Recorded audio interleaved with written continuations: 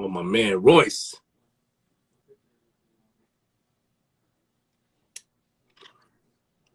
What up, my guy? You know, I feel a way towards you. What I feel a way towards you, bro. you on? What You you know, on? you've been Queenzflip. you've been supposed to meet up with me for a long time. What You happened was with that? you're supposed to do a show with me. You ain't do it, and I just feel like you know I'm not capable of doing a show with you, man. That's not true, Flip.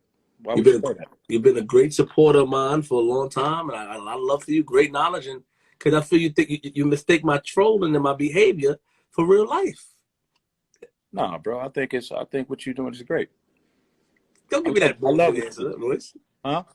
Don't give me that vague answer. What you doing is great. No. I don't look at you like you just be trolling and shit. I like what you're doing. I like I what you're doing. appreciate it. I appreciate it. I How like you what you're doing, doing. man? I'm good. How you feeling? Last time I seen you, the last time I seen you online, you look like you wasn't feeling too well. You look like you feeling a little better now. Oh yeah, when you saw me, how was I looking? You a little sick. You a little under the weather. I was under the weather, right? You feel better? I feel way better. You think you had the corona shit? I think I had the corona shit. Yeah. Yeah, my dad caught that shit. My grandmother got it. My love to your father. How's he doing? He good. He lost like 20 pounds and shit. Oh man. It kind of broke him down and shit because you know he in the 60s and shit. But yeah, that shit is some bullshit. It hit Detroit real hard. I understand. So what's going on with you, man? Not much, my nigga. Just chilling at the studio and shit. Just I'm quarantining over here and shit. So Remember I told you I wanted to battle you? Remember that? you want to battle me? Remember I told you that? Don't act like you don't remember I told you I wanted to battle you and you said, nah, Flip. Oh yeah. When you was doing like the like outside the venues and shit. Yeah, and I was battling. I wanted to battle and I wanted to battle you, man. You know. I thought when you were doing those were cool, man. I just didn't think I could, you know what I mean? I didn't think I could do well with that. You know, I can't freestyle. It's not free. Stop. You said that to me, and Royce, you're just a man that's careful with your image, man. That's all it is. You a smart man. You a smart, but yeah. But to me, you are, man. I'm not really careful. I don't do things for my image. It's a difference. I don't do things. I'm just me. You know what I mean? Like I don't plan anything involving my image. I don't feel like that. So everything is spontaneous? It's not spontaneous. I'm just being myself. Not spontaneous at all. It's just natural. It's just natural life. Living in the center of my truth. So, and how would you think you wouldn't do good in the battle when you're nice? Yeah, I could rap. I would have to write something though.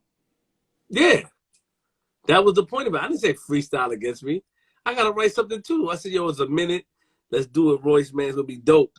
Nah, you was talking about catching me outside the venue, like after like that's how you No, I said I'm gonna come down to Detroit. I'm gonna run down on you. That's the look. That's the image of the video. I think that. Man, come on, Flip, man. You Yeah, know I ain't doing all that. Well, running down on you? Yeah, we be here wrestling and all that shit. No, we don't like each other. We talk about the battle, Royce. Nah, you always want to run down on somebody, but like back No. When I said I want to battle, you remember I was doing it. You was on one back then. Yeah, I was on one back then. Yeah. You seem like you kind of got it figured out now. I mean, you gotta have it figured out, man, in order to grow, man. You know, a lot of these people, when you stay the same one-trick pony, man, and some of the corporates, you know, the execs don't get it. You know what I'm saying? And they think that you're uncontrollable. You know what I mean? And that was the thing with me. Like, yo, we can't control them because they thought everything, you know, a lot of things I was doing was real, but they thought that, like, they don't know a lot of some other stuff that was set up. I had business deals with people, and there was a lot of shit with it. So I had to really switch up and look at things from a whole different perspective when it comes to this business. You know what I'm saying? So that's man what it is. That's man shit. You growing up. Yeah, man. I used to talk to you a lot, man, but you know, you're too big for me now. So, you know, hopefully you get to come back down and to, what you think about Flip the Script? You talking about the show on the couch? Mm-hmm. That's my favorite part of everything. You did some classic interviews on there. I like the Freaky Zeke interview a lot. You watched it? Yeah, I love that interview.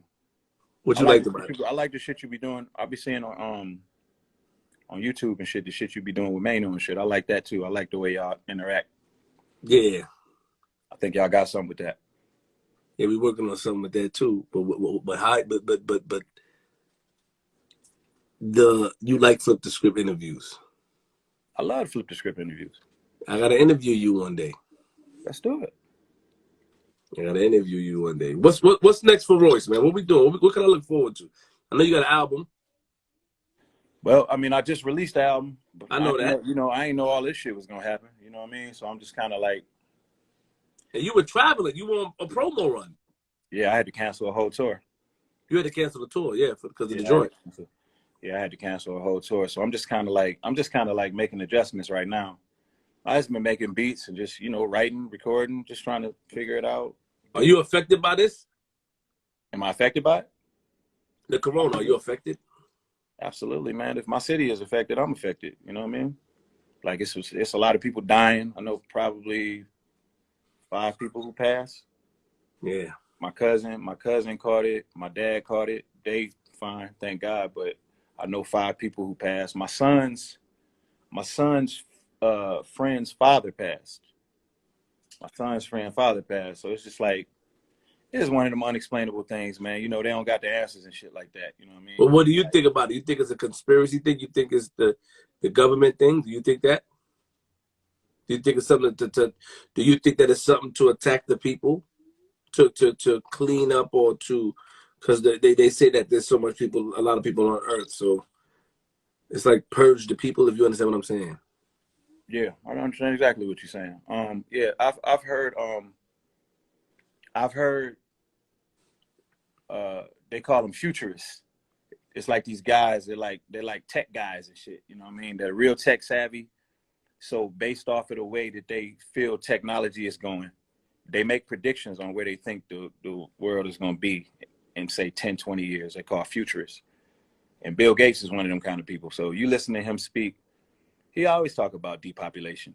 You know what I mean? Because just being like undersupplied with food and shit like that, and somehow too many people being on the earth affecting the future of the evolution of technology, and then, black people are being targeted all the time by the government, all the time.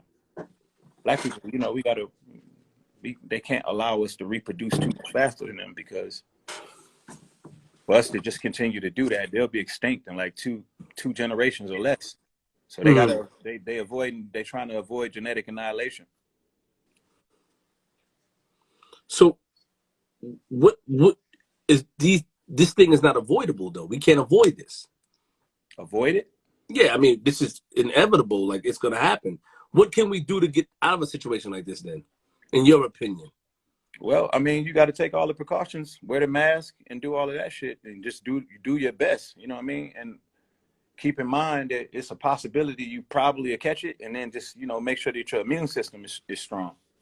Because the virus can literally it goes into your body and it fights your antibodies. Your antibodies are the things, is what your body produces to fight off infection and disease.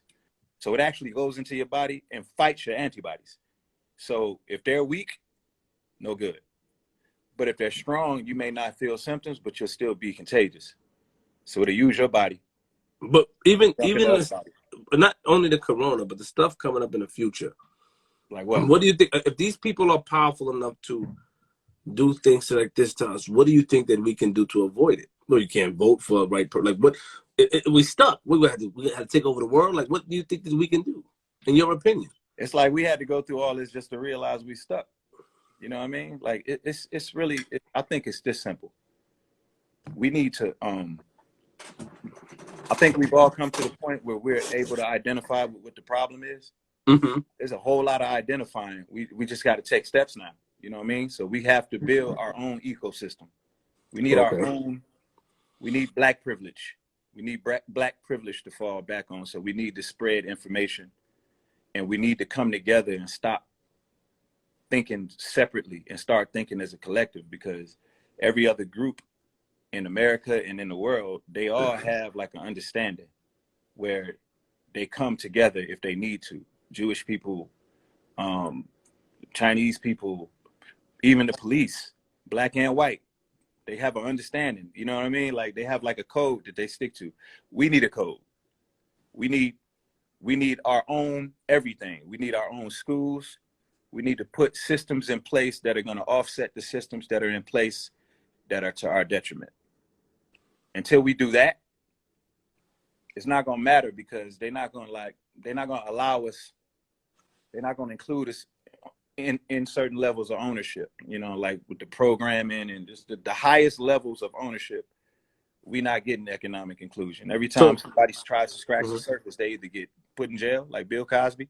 Oh, I was just about to ask you that. So that's crazy. I was just about to ask you that. Bill Cosby, as we know, was going to buy a network. Yes. And all this information about him came out, which some of it he admitted to. Do you think that, what do you think about that? Your opinion? You think that they did that intentionally? They put him away intentionally to prevent him from taking us to another level? Yeah. I mean, I think they attack. That's what they do. I mean, if you have something in your past that they can take and make a movie out of, yeah. If you put a pill and 3 girls' drinks in 1973, they're gonna turn that into a movie. They're gonna turn that into a movie. I mean, that's what they got the power to do. That's why they took Byron Allen through the ringer like that. They're not letting no black people sit at that table so we can get involved with the programming. No, that means we're involved with what you see on the TV. They need to be in control of everything you see, everything that your children see, the way that they build their confidence, the way that they see themselves, what the measuring stick is, the beautiful. They need to control all of that. That's why so many niggas, they hate themselves, because it's like they've been looking at the TV their whole life, and that's all they've been taught. Nobody wants to go to Africa, because the images we see of Africa is just little babies with big ass bellies and flies flying on their faces and giraffes. They make it look like a place you never even would want to go to. It's a beautiful place, though. It is. The goal is to know. How do you feel about Oprah? Listen, I think Oprah is a queen. I think she's one of our queens. I just think she comes with flaw. She's not perfect. You know what I mean? And I think I don't think she's as in a position of power as people think. I think the muscles that she can flex, she flexes them a lot, but she's just not in control. I feel like somebody's behind the whole, like, making black men to look a certain way, doing the documentaries and all of that type of stuff. It just seems like more of her being used to me. So a puppet. Well, I don't know if I want to call her that. You know, and then also she's been abused. So you talk about a hurt individual. You know, that does something to you. So, you know, like the way that PTSD. Yeah, the way she processes, you know, just sexual assault and shit like that, it's just probably just a little different. You know what I mean? Sorry to cut you off. You know, as you know that Tyler Perry has, you know, built his own studio. Stuff like that. What does that say to us as a people, as black people, that he does that, that he did that? That's a good question. Well, I put it like this. When we get into the business, right, as artists, you know this, Flip. When we come into the game, they tell us urban radio and rhythmic radio is the chitlin circuit. And then they tell us we need to cross over to pop radio, and that's big. That's a hit. I heard that before, yes. But basically what they're telling you by saying that is that you're not big until white people like you. See, they try to figure out a way, as many ways as they can, to minimize our community and keep us separate and promote to the world that it's not money in our community while they extract trillions of dollars from it. Hollywood not even calling Tyler Perry back. He's not even a legitimate actor in Hollywood. He made billions of dollars by making movies strictly for black people. So that totally dispels that whole thought and disposition. Yes, there is money in the black community. Yes, you can be very successful just appealing to your own people. We determine what's cool.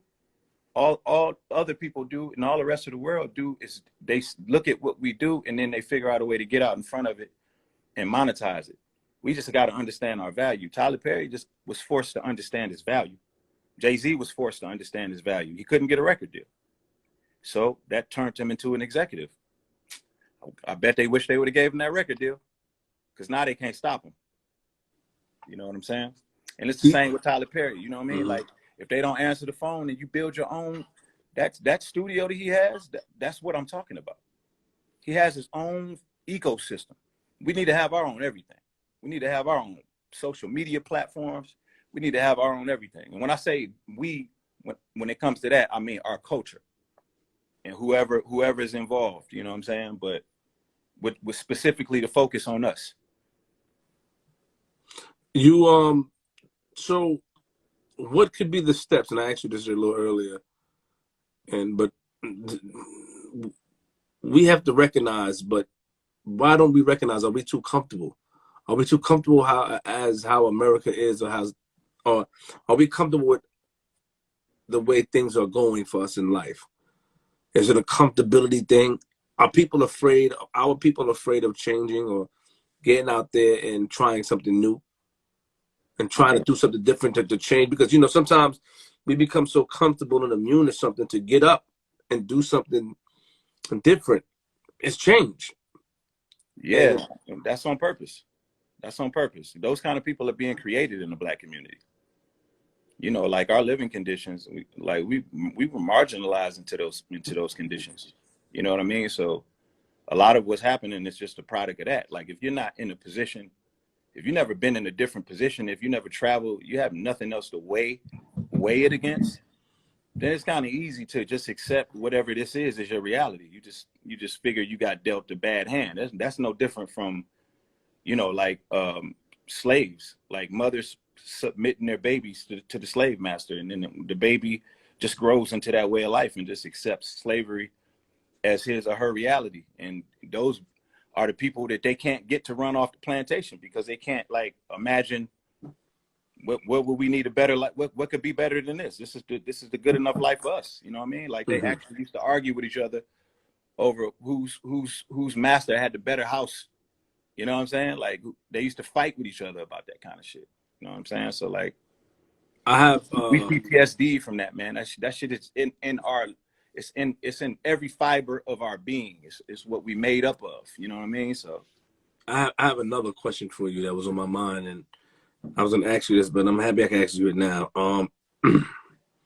You're familiar with who Lord Jamar is, yes? Of course. Lord Jamar, and you love Eminem. Eminem is your brother, you know. Of course. Lord Jamar would, or has even on my platform, it was very vocal about Eminem, about, you know, certain things, or Eminem. I think he said Eminem cannot be the greatest in hip hop because of the genre. I forgot. I don't want to quote him wrong, but I don't know if have you heard about it. But how did you, if you did hear about it, how did you feel about it? If you did, if you know what I'm speaking about, like Lord Jamar basically saying things about M pertaining to hip hop. Well, it started out. It started out. He was doing an interview on Vlad. Yeah. I think Rolling Stone, I think one of those magazines put him on the cover. They put Marshall on the cover, and they called him the king of hip hop. The king. Yeah. Marshall he's never called himself the king of anything. You know what I'm saying? Like, that ain't even how we talk as rappers. You know what I'm saying? So, Lord Jamar just was expressing his opinion about how he felt about that. But when he was doing it, he was kind of like aiming it at Marshall as if Marshall said it. Like, Marshall himself felt like that about himself. And then, you know, the argument that he was having, the debate he was having with Vlad, just kind of like, it started just taking on different forms. Okay. You know what I mean? So it got to a point where, like, I could chime in and I can be debating with him about how, like, I'm a words guy.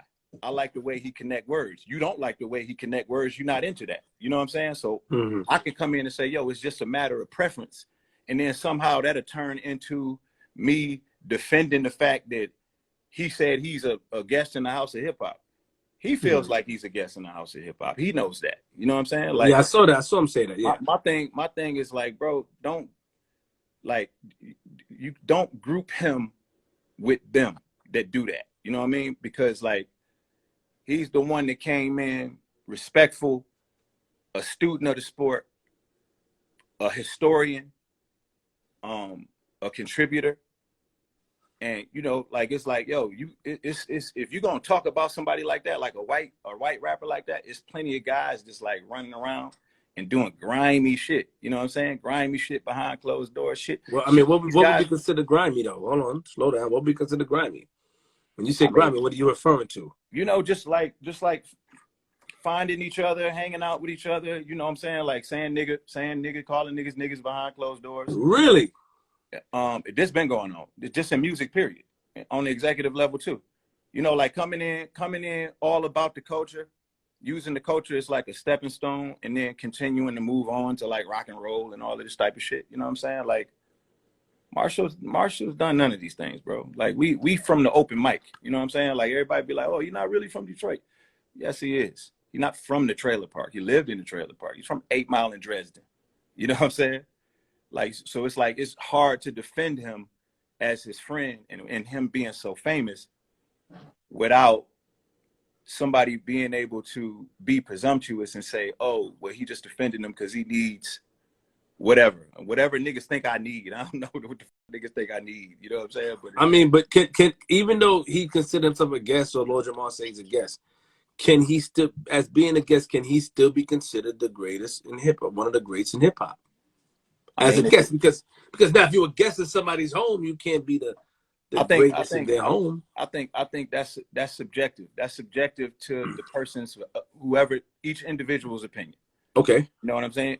It's probably gonna be some people that feel like, yo, I can't call him. I can't put him number one on my list because he ain't really a part of the culture. If that's how they feel, that's their right. You know what I'm saying? Like you can't really argue that if that's how somebody feel, because that's not a fact. It's just an opinion.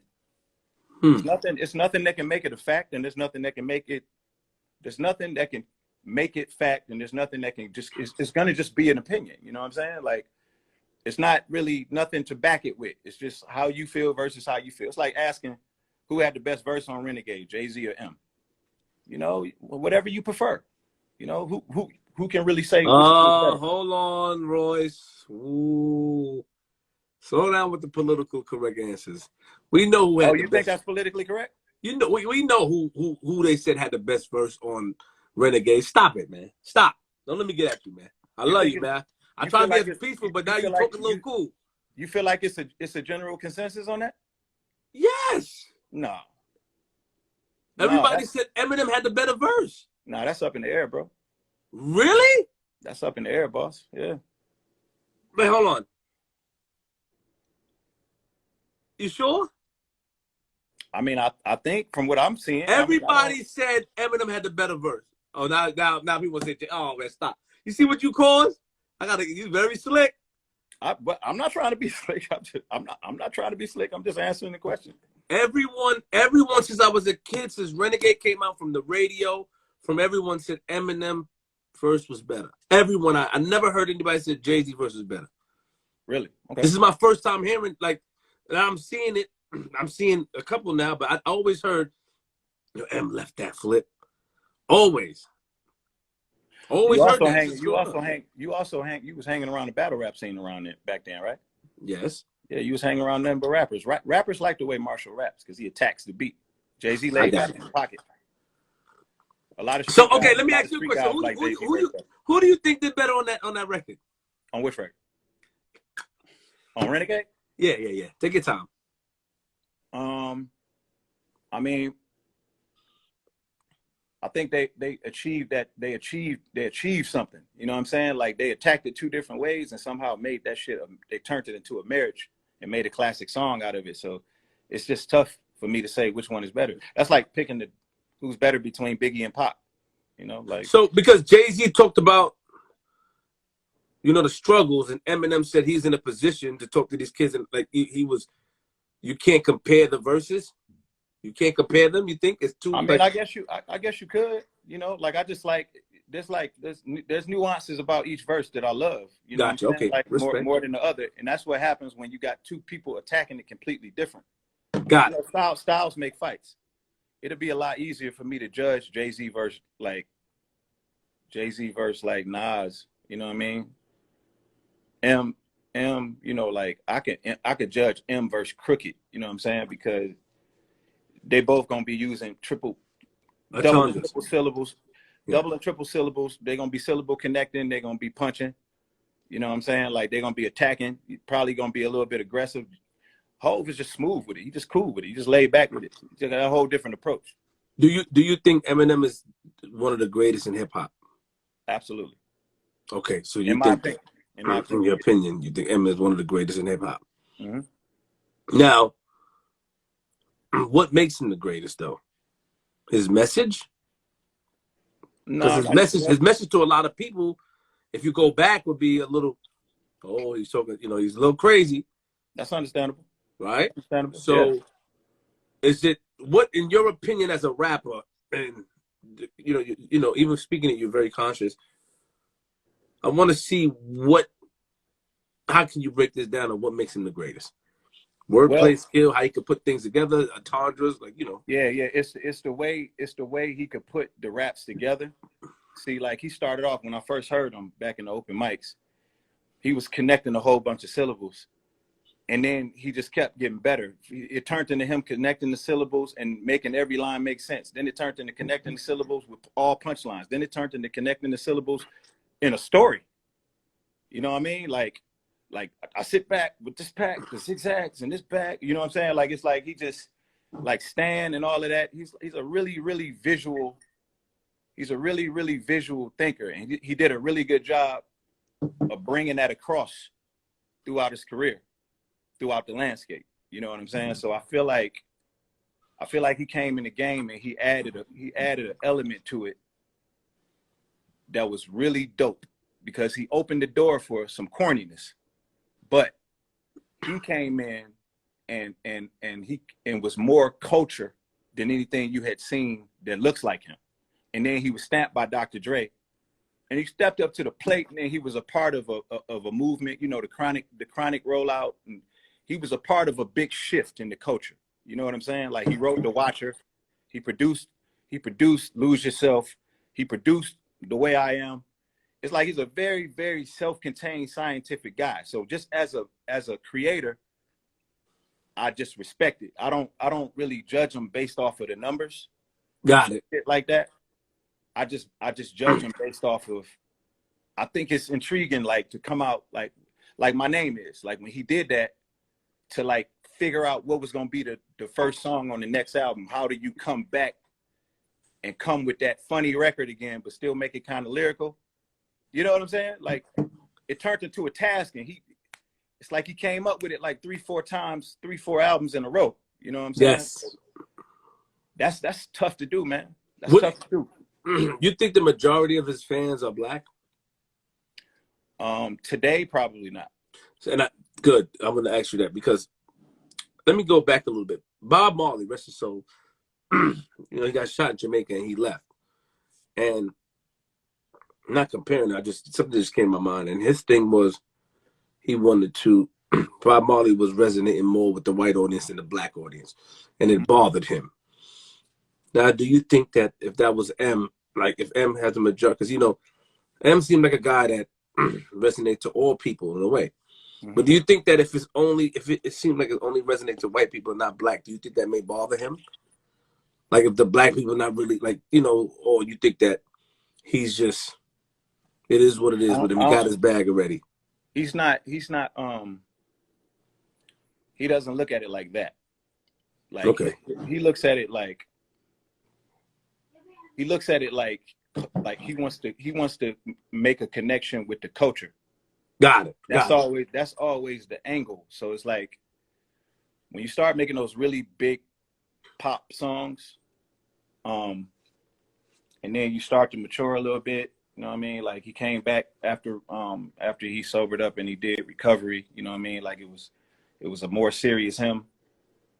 I just think that while he's figuring out exactly how he wants to approach the art as an adult.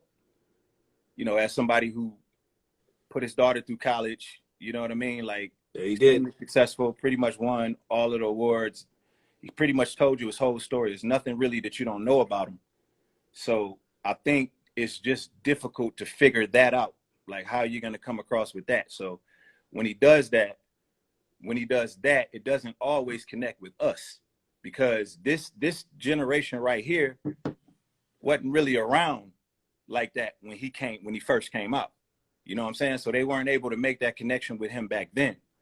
So what I'm seeing is it's a lot of, damn, I'm trying to see in him what y'all seen in him. That's what this generation seems to be doing. Unless it's just an artist that's just, you know, giving them props because you hear, you know, just little remnants of his style in them, just like you hear remnants of AZ, Nas, and Coogee Rap. And that's true. Kane and Rakim and Marshall. You know what I'm saying? So, I mean, I just think he's just at one of those points. I'm at the same point. You know what I mean? Like, I'm not like, there's a lot of things that I used to do and a lot of shit that I used to rap about that people would prefer to hear.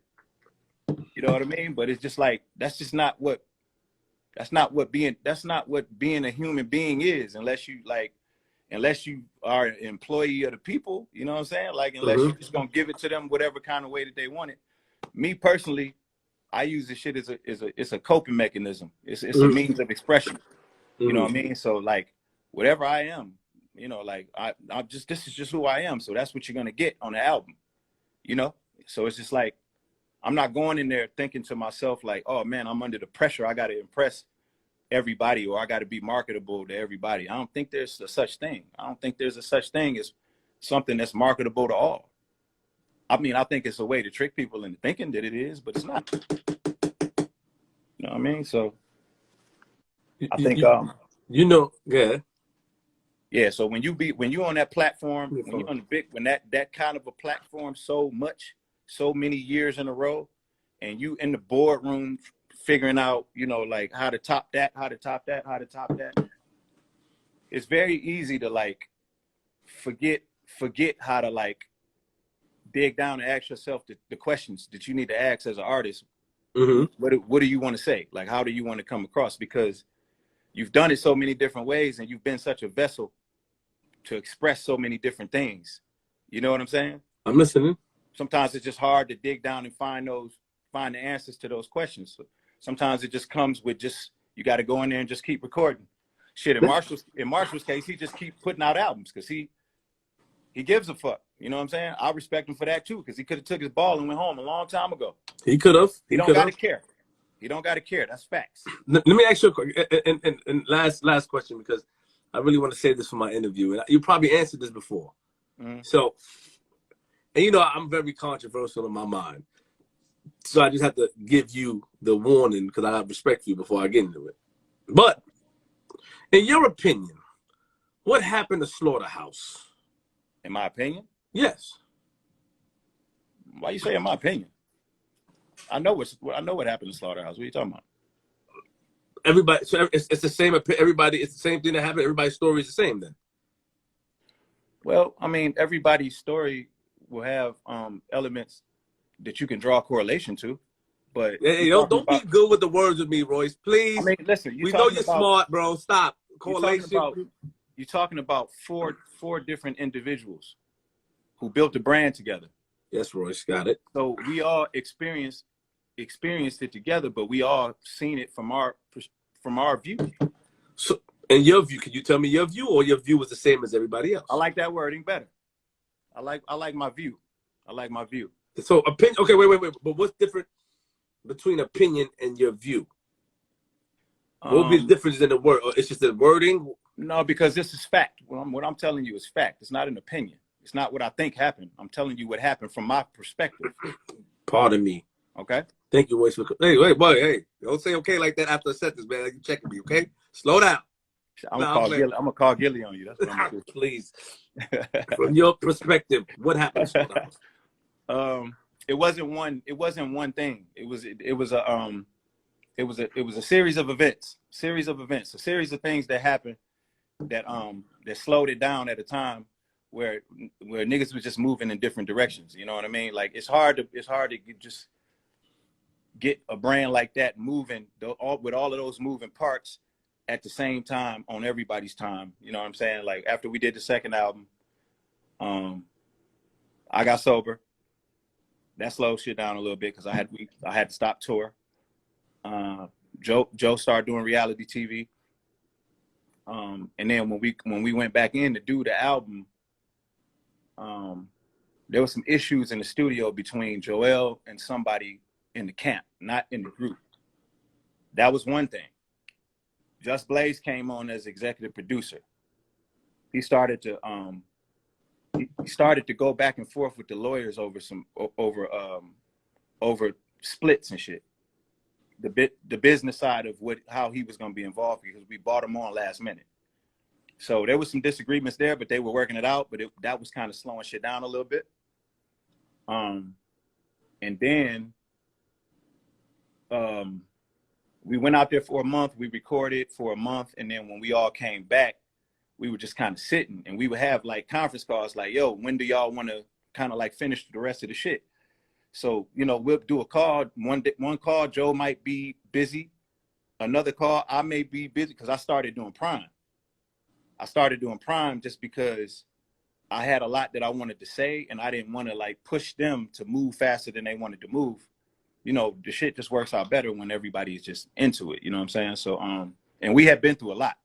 We went from independent to back on a major label, and we put out an album and we misfired with the kind of records that not that we were supposed to be making, but just what they wanted from us.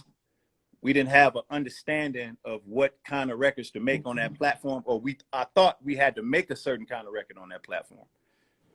It's been since then that I stopped doing that. You know what I mean? Because I realized that's not how you build a brand. You know what I'm saying? So I'm being scatterbrained. So it's okay. I'm scattered too. So we did Prime. I did Prime. I started doing Prime. And then we got on another call, and I said, "Yo, can we reconvene as soon as I finish just recording Prime? I'll be ready." So once we got off that call, Joel went and did an album with Illmind. Joe did an album with A-Rap Music, and Crook did an album with Static Selector. That ate up like a year right there. You know what I'm saying? And then once Joe started to do the what's the show with Academics? Everyday Struggle. Yeah, once he started to do that, that's when he made the comment about M's album. And so that started that whole thing. And then, I mean, once that happened, that was like the last thing that happened. You know what I'm saying? So y'all was still a group when he made that comment on Everyday Struggle? We still a group now.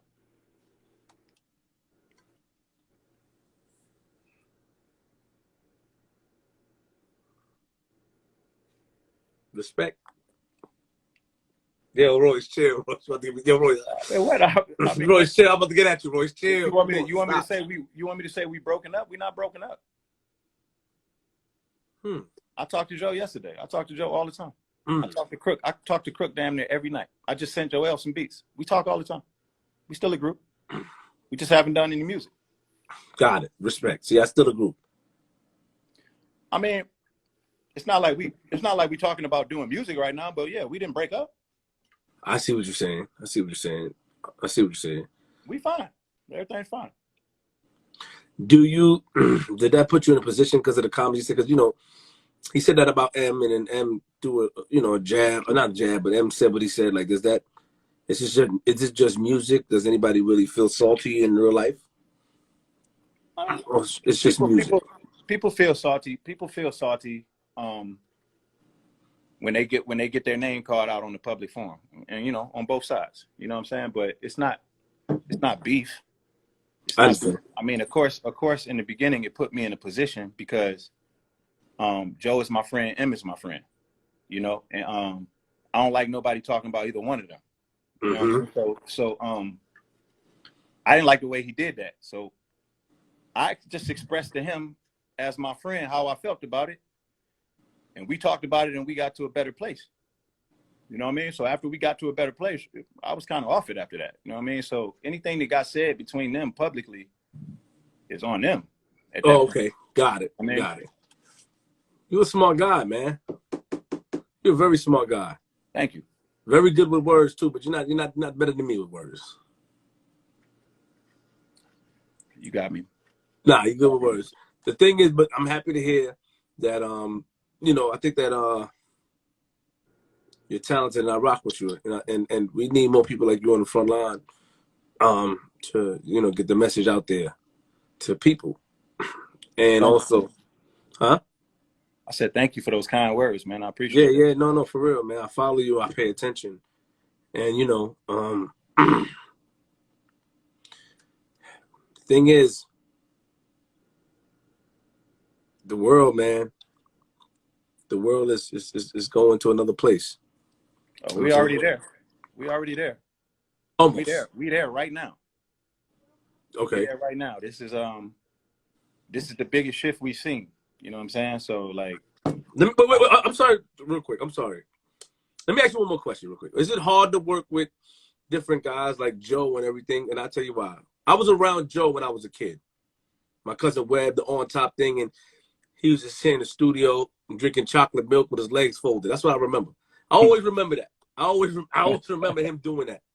That always stuck to my head, and I watch him, but he's a nice guy. Does you know, like, did you go through any of those weird stuff with any of those guys as well? Nah. Yeah, I mean, of course you're gonna say that. Of course you're gonna say nah. I don't know why you think I'm so diplomatic, bro. I'm far. You are, man. What did you do? I don't have any reason to lie, bro. Like I don't. Did you see the man fold his legs and drink hot chocolate or things? Yes or no? Sure I did. Okay, exactly. That's what I'm talking about. I don't find nothing wrong with that though. Nothing. That's fire, but that's his way. I'm saying I remember that as a kid. Why are you trying to look at me serious? Like I don't find nothing wrong with that. Why does it stick out so much to you? Joe will beat your ass, man. You better get in shape. I know. Why would you say that? Why would you want to be mad? Because y'all niggas always talking about Joe like he's soft or something. No, soft. He flip one of y'all niggas. I never. First of all, Joe ain't gonna beat my pun ass. intended. Thank you, Joe ain't gonna. First of all, I have the utmost respect for him. All right, cool. I have the utmost respect for him for his talent and his work ethic. That's just something that stuck out to me when you walk into a studio and see that. It's like, well, he's just different. He's talented. Yeah, it didn't say anything. Yeah, not trying to. Yeah, how does that make him soft? I don't make nobody soft. You trying to play with words now. I mean, I just figured that's what you was implying. No, I would have said that. No, not necessarily. You said you watched me, nigga. I would have said if I thought a nigga was soft. Royce? Why you getting all up on me like that, bro? Cause cause you What is this? Never. I feel like you in my personal space, dog. For me. And I'm coughing. No. I got the utmost respect for Joe, man. You know what I mean? Like, he showed me a lot of love, man. It's like family. You know what I'm saying? Like, I got the utmost respect for him. It wasn't that. I just always thought that I always wanted to ask somebody else that worked with him, that seen that. You know what I'm saying? Because that was an ill way of everybody have their work ethic. What's your work ethic? What do you do? Do you work? It's like Stack Bundles, to give you an example. Stack will stand in the corner and nod his head mad times, like look crazy. You think that, and just be mumbling to himself in the corner. Mm-hmm. That sticks out to me. That's the way, like, what's Stack doing? He'll be like this. Pause it. Mm-hmm. Stand up, walk. Look in the fake mirror, like look at the wall. I don't know, there's no mirror there. You know what I'm saying? What's your weird studio things you do? The weird studio thing I do is when I'm writing, when I'm in deep thought, I do this with my chin hair. Like this? I do this. Joel even got a line, like, once you see Royce fiddling with his chin hair, some shit like that, you hear the beat, you know it's on, or some shit like that. Niggas, I pace around and do that. Once they see me doing that, then they know I'm writing at that point. It's just like a weird thing that I can't stop myself from doing. Like, I've done it so much that it's been like a patch right there. That's like crazy. Do you remember how things used to be when you first came on? Mm-hmm. Like, everybody was together. And what I mean, from the outside looking in, when I say everybody's like M50, Dre, that's how I look at things. Mm-hmm. Who's that? Obi Trice and all these people. right? And things change, right? Does it feel different? Do you ever have like a what's that moment people have? Like a premonition, A like premonition, or a do you reflection of a looking back. reflection? Do you think back and miss those days? Well, which days? You mean when 50 was popping? When 50 was around, everybody was the days you were around with everybody when you could come and see everybody. I don't miss those days at all because I was poor and I was poor and running around Detroit drunk every day, getting in all kinds of trouble. Really? Yeah. Yeah. That's why you said you sobered up. That's one of the reasons. So you wasn't around those days? You wasn't around, right? I know. I wasn't around shit. Me and M wasn't speaking around that time. That wasn't like y'all knew each other though. Oh yeah, of course we knew each other. We had fell out with each other. We fell out with each other. We didn't speak for like maybe 10 or more years. We didn't speak. Oh. Yeah, we didn't speak from like 2004 to like 2002 to 2012 or some shit like that. 2004 to 2014, some shit like that. Yeah, Flip seems clueless, of course. Yeah, it's the new times, man. A lot of these new niggas ain't gonna understand it that follow me. Pardon me. What'd you say? Huh? What'd you say? No, people saying do your research. Flip seems clueless, but I'm telling them a lot of the people don't do research and go no. So I have to ask these questions. That's all right. To people, yeah, I know you don't mind, man. You know what I'm saying? I didn't know it was that long though. What that we didn't speak? Yeah, I didn't know it was a long time like that. I mean, it shot by. I mean, it just should be like that, man. It's coming to the game, like the first people to get on. All the other artists is like everybody hungry. You know what I'm saying? Everybody volleying for a position. Everybody felt like we needed to compete with each other and be against each other. You know what I mean? So it wasn't nobody to take those steps to get everybody thinking straight and unify everybody. Everybody was just savage. You know what I mean? Like we were being what we thought we had to be. You know what I mean? It wasn't until we looked at it in retrospect, we was like, fuck, man, because Denon is probably my closest friend right now. I mean, so it's like, we just think about it like, damn, how much shit we could have got done, how much better things we could have done had we been in a better headspace. But, like the OGs wasn't giving us no information. You know what I'm saying? Like, shit, they was acting like they was competition too. They was acting like they felt threatened too. I like it for the OGs, right? I'm talking about some of the OGs. Yeah. I mean, they was most OGs was cool, but it wasn't really like anybody that I could remember that was like taking steps to make sure that we knew certain things. Everything I learned was just from making mistakes. You know what I'm saying? Like that's how I learned everything I know, by making mistakes, all mistakes. So the album came out. Was the last album was what? When was it? Yeah, no. What's the name of it? Oh, it's called The Allegory. The Allegory, right? You put that out what month? I can't remember. It was a few months ago, right before the quarantine. In February. Like February. That's possible. Yeah. So, are you still like, now we got the album, are you gonna wait till the quarantine over and go back into touring and stuff for the album, or you just work? Because you're in the studio now, quarantine. You know how you do. You're working on new music, and everybody's saying the Allegory is amazing. They they giving it credit. I see. Yeah. Well, I think I'm gonna just kind of play it by ear, man. It's real difficult to make a it's difficult to make a plan, come up with a plan right now, because they're not really giving us any information in terms of like what we're gonna be able to do, what's gonna be allowed. I'm hearing, like we're not gonna even be able to do any big events with large groups of people to be in one facility until at least like 2021, 2022. So, I mean, if that's really the case, and if that's the earliest, then that's going to affect, how I plan moving forward. So I'm just kind of like, I'm making decisions as I receive information. You know what I mean? Okay. Well, I appreciate you coming on my live. Well, allow me to cam you up. I appreciate you too, man. I hope you It's do. always good to talk to you, my brother.